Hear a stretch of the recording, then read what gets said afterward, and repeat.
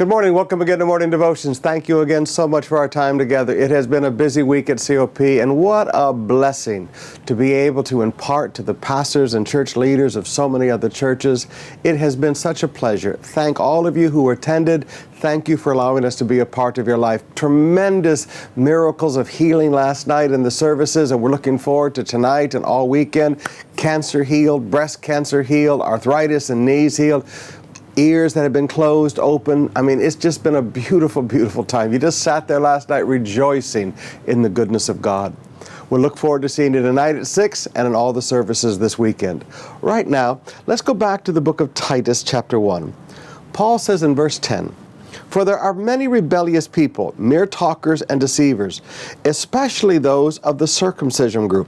They must be silenced because they are ruining whole households by teaching things they ought not to teach, and that for the sake of dishonest gain."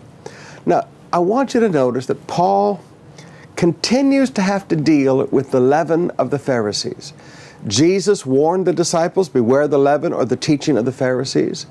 In Acts 15, we find that it was the Pharisees that were wanting to destroy the doctrines of salvation by grace and bring legalism back into the church. By Acts 21, the leaven, the yeast, had completely permeated the church of Jerusalem, so that James says all of the believers are devoted to the law. Even though Jesus said to the Jews who believed in him, "Those who hold to my words are truly my disciples." So you look at this and you realize this leaven has progressed into the church until it consumes and literally destroys the church of Jerusalem. And now Paul writes to young Pastor Timothy, and he said, you know what? It didn't stop at Jerusalem.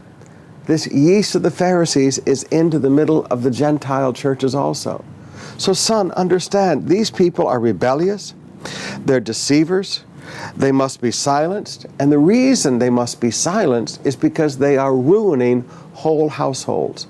You see, false doctrine, when it gets into a church, travels through families. Let me say that again. It travels through families. False doctrine gets a hold of a mama, it gets a hold of a dad, they force their children to comply, you must believe us, you must, and it ruins whole households. So Paul looks at young Titus and says, Titus, silence these people. Just like he told Timothy earlier, Timothy, command those who teach false doctrines to stop. Pastors need to, forgive me, control doctrine within their church and make sure sound doctrine is taught. Sound doctrine.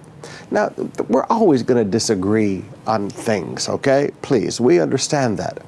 But basic truths, the resurrection, the substitutionary atonement of Christ, speaking in tongues, healing, basic doctrines of the gospel.